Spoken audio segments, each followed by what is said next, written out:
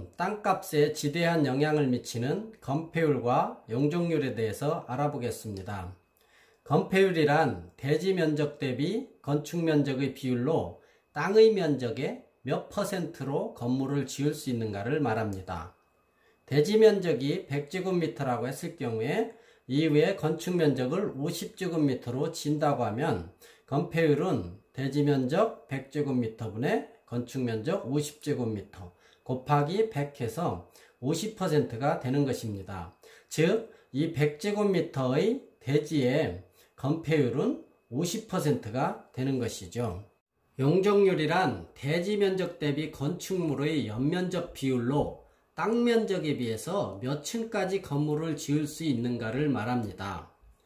100제곱미터의 대지 면적에 4층 건물을 지은다고 할 경우 각 층의 바닥 면적을 50제곱미터씩 4개 층을 쌓았으니까 연면적, 즉 건물 바닥 면적의 합계는 200제곱미터가 되는 것입니다.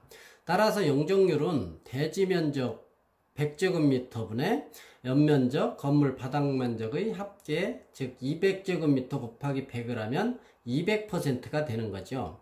즉, 이 대지 면적의 이 4층짜리 건물은 용적률이 200%가 되는 것입니다. 대지 면적과 건축 면적, 연면적의 정의를 한번 알아볼 건데요. 이 대지 면적이라는 것은 땅의 면적을 말합니다. 즉, 건물을 지을 수 있도록 허가된 땅의 크기를 말하고요. 건축 면적은 지어질 건물의 크기입니다. 즉, 1층 바닥 면적의 크기를 가리키고요. 연면적은 건물 내부의 모든 면적, 즉 모든 층의 바닥 면적을 더한 크기가 되는 것이죠. 그러면 2층 건물과 6층 건물의 용적률을 비교를 해보도록 하겠습니다. 대지 면적은 100제곱미터로 동일하고요. 바닥 면적은 50제곱미터 곱하기 2층이고요. 2층 건물은 따라서 용적률은 100%가 되는 것이고요. 6층 건물은 바닥 면적이 50제곱미터 곱하기 6층이 돼서 용적률은 300%가 되는 것입니다. 다양한 용어들이 나오는데 용어들의 정의를 총정리하고 가도록 하겠습니다. 대지 면적이 600제곱미터라고 한 경우에 지하 1층과 지상 3층의 건물을 지었다고 했을 경우에 바닥 면적은 300제곱미터가 되는 건데요. 건축물의 벽, 기둥, 기타 이와 유사한 구획의 중심선으로 둘러싸인 부분의 수평 투영 면적이라고 정의하고 있습니다. 건폐율은 어떻게 될까요? 1층 바닥 면적이 300제곱미터가 되기 때문에 대지 면적 600제곱미터분의 300제곱미터면 50%가 되겠죠. 용적률은 1층, 2층, 3층의 바닥 면적의 합계죠. 그래서 900제곱미터가 되는 것입니다. 즉, 대지 면적 600제곱미터분의 900제곱미터 하면 이 건물의 용적률은 150%가 되는 것입니다. 여기서 연면적은 나오는데요. 연면적은 1, 2, 3층의 바닥 면적에 지하층 바닥 면적까지 합한 것이 되겠습니다. 즉, 300 곱하기 4는 1200제곱미터가 되는 것인데요. 여기서 중요한 것은 용적률은 지하층은 들어가지 않는다는 사실입니다. 주거지역에 대한 건폐율과 용적률에 대해서 알아볼 건데요. 주거지역은 1, 2종 전용 주거지역, 1, 2, 3종 일반 주거지역, 준주거지역 이렇게 해서 6종류로 나눠지고 있습니다. 건폐율은 1종 전용 주거지역이 50%, 준주거지역은 70%까지 지을 수 있습니다. 용적률은 1종 전용 주거지역이 100%, 그리고 준주거지역은 500%까지 지을 수 있는데요. 예를 들어 대지 면적이 100평으로 동일하다고 했을 경우, 그리고 1층 바닥 면적을 50평으로 동일하게 지은다고 했을 경우 이 용적률에 따라서 몇 층까지 지을 수 있나 하면요. 1종 전용 주거지역은 용적률이 100%이기 때문에 건폐율은 50%, 100평에 50평을 지었고 용적률 100%니까 2층까지 지을 수 있는 거고요. 2종 정원용 주거지역은 150%니까 3층, 1종 일반 주거지역은 200%니까 4층, 2종 일반 주거지역은 250%니까 5층, 3종 일반 주거지역은 300%니까 6층, 준주거지역은 500%니까 10층까지 지을 수 있는 것입니다. 따라서 토지의 가격에 영향을 미치는 것은 용적률입니다. 용적률이 제일 높은 준주거지역이 제일 땅값이 비싸겠죠. 그러면 용도지역별 건폐율과 용적률을 한번 알아볼 건데요. 우리나라는 전국이 도시지역, 관리지역, 농림지역, 자연환경 보전지역 이렇게 4개의 용도지역으로 나눠져 있습니다. 세부적으로 보시면요. 도시지역은 또한 주거지역, 상업지역, 공업지역, 녹지지역으로 나눠져 있고요. 관리지역은 보존관리지역, 생산관리지역, 계획관리지역으로 나눠져 있습니다. 농림지역과 자연환경 보전지역은 그대로고요.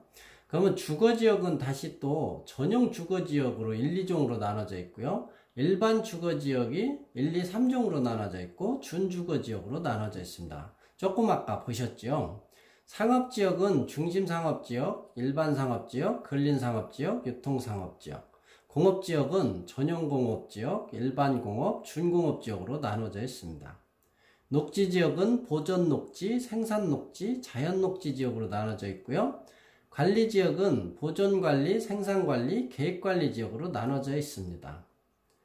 이 중에서 용적률이 제일 높은 것이 무엇일까요? 예, 중심상업지역이죠.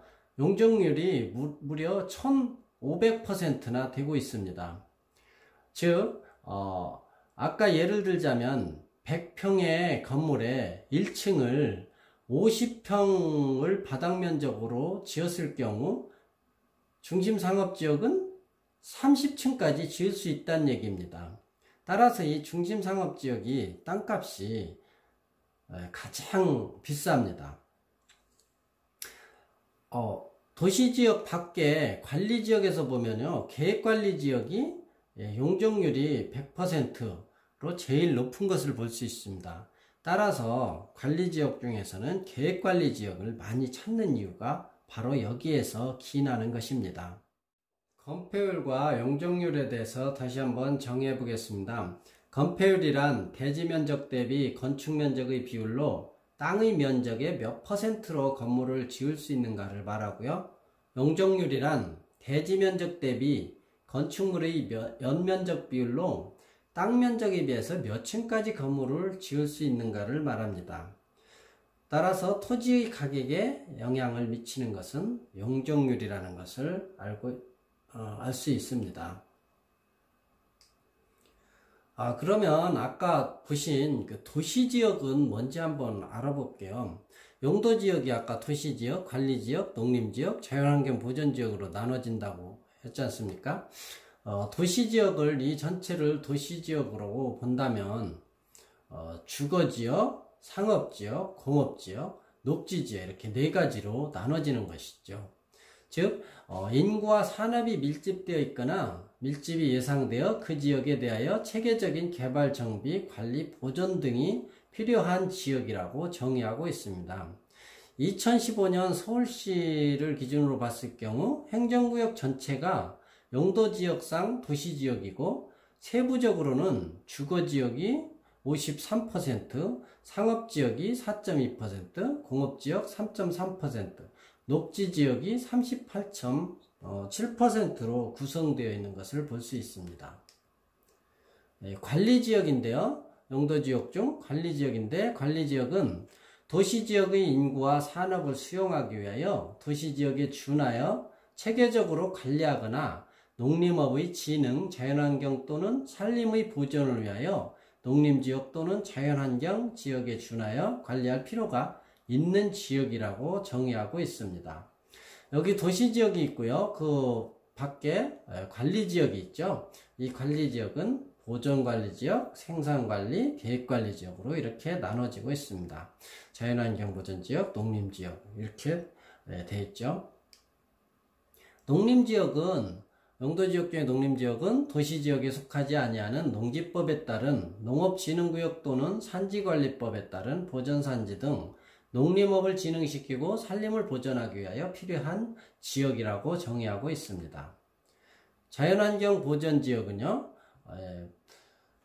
자연환경 수자원, 해안 생태계, 상수원 및 문화재의 보존과 산, 수산자원의 보호 육성 등을 위하여 필요한 지역 이렇게 정의하고 있습니다. 오늘은 말은 많이 들었지만 이해하기 힘든 건폐율과 용적률에 대해서 알아보았고요. 또한 용도 지역에 대해서도 잠시 알아봤습니다.